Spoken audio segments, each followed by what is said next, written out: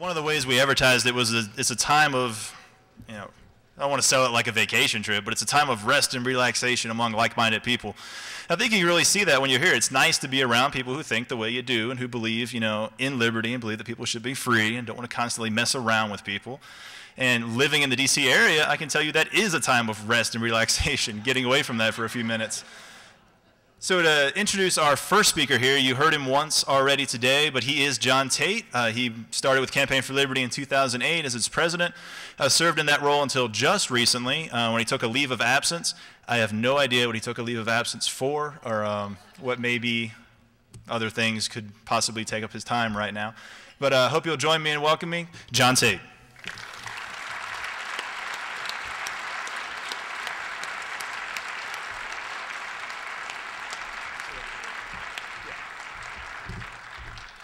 Wow, look at that.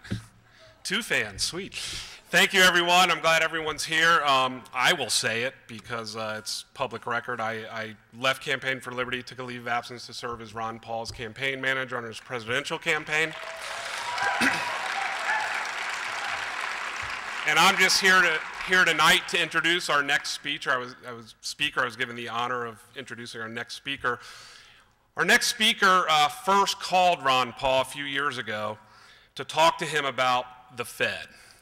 He had an interest in it, he was concerned about it, and he had seen Ron's work on the Fed. And he gave Ron a call, and it turned into a friendship that's been going on for a couple years. Ron gave him a lot of information, a lot of sources, a lot of books to read, and he became pretty outspoken, including some pretty good quotes on his opposition to the Fed, excuse me, whatever it's called. So I'm proud to introduce our next speaker tonight. He's a renowned actor.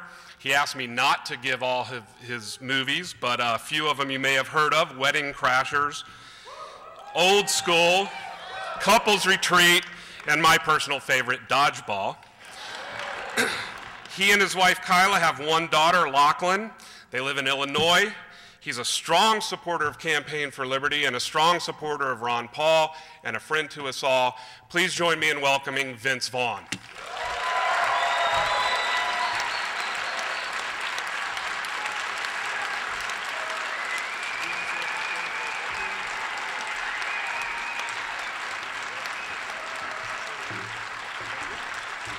How are you? Good to be here.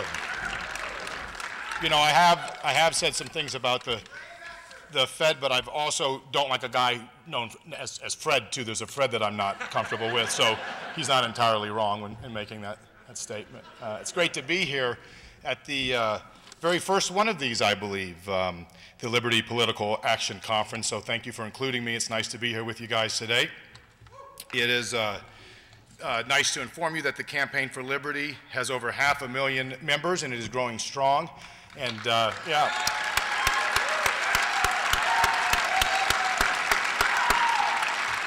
And the Campaign for Liberty has been tremendous in calling for an audit on the Fed, which is great, and that is how I first made the acquaintance. I called Dr. Paul, and I think he was a little surprised to think that I was calling him, but I was just impressed with his talking points on that subject and his willingness to get out there and really keep beating that drum, so I thank him for that.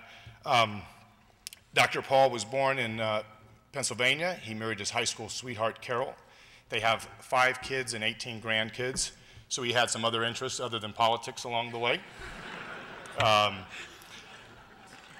He has delivered over 4,000 babies as an OBGYN, written a lot of books. And people get into politics for many reasons, but primarily for self-promotion.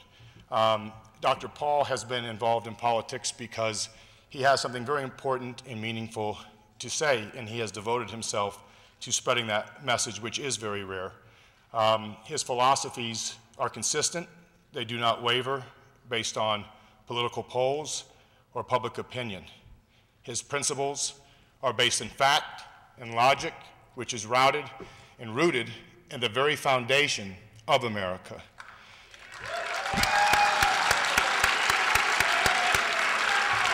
We are all very lucky to have a voice like his out there, and we need to have more out there that are like his. It is my great honor tonight to present to you Dr. Ron Paul.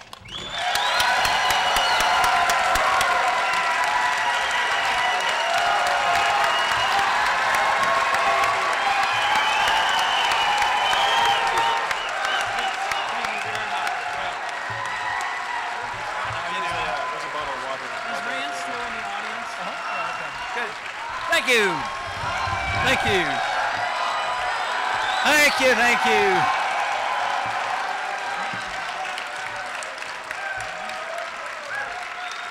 Thank you very much.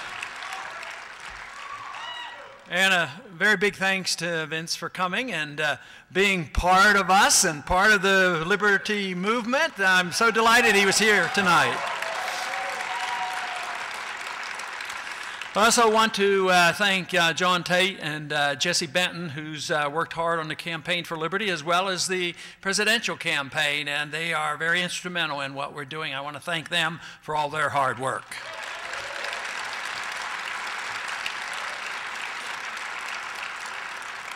Of course, it's great to come and visit with you because I get a lot of energy from you because you're energetic and you know what's the problem and you've been willing to help and you've been very engaged. So this to me is a delight because all I have to do is compare it to giving a speech on the House floor and you're much more receptive.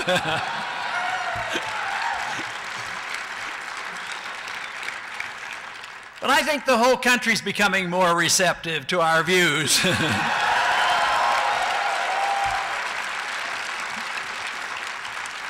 I don't think you would notice that by the evening news or some of the polling that is done, but I sense that our numbers are growing rapidly. There's something definitely different than it has been before. I was very much impressed 4 years ago when we were involved in the campaign that the numbers of people who were interested and concerned and wanting to get involved, it was much greater than I ever dreamed. But I'll tell you what, it's much bigger now than I ever thought either, even 4 years ago.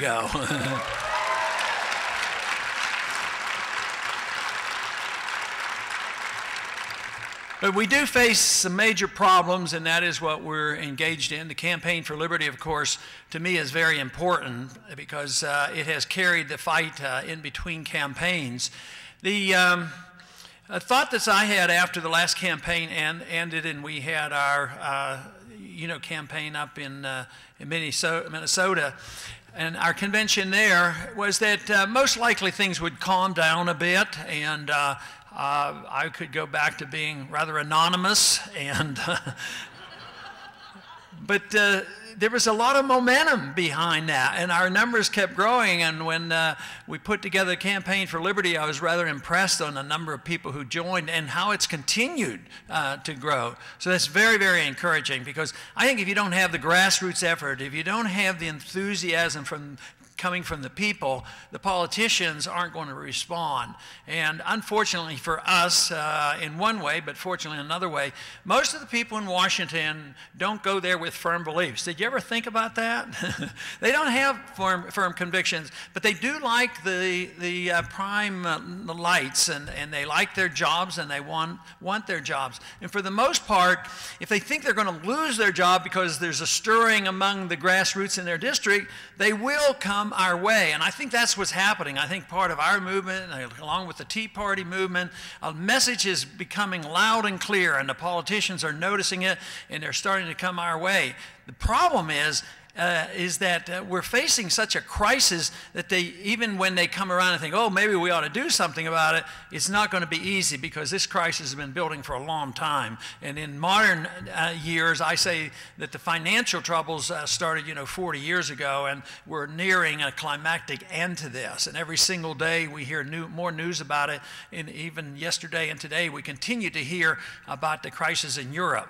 And as bad as it is over there, and with the debt of the various nations and the particular problem in Greece, it looks like right now they think, well, all we have to do is send the dollars over there from the United States government is going to solve all the problem. But let me tell you, the markets may be pacified for a day or two, but that will not be the solution. The solution is going to come from our success in promoting the cause of hard money and personal liberty. That's where the solution is going to come from.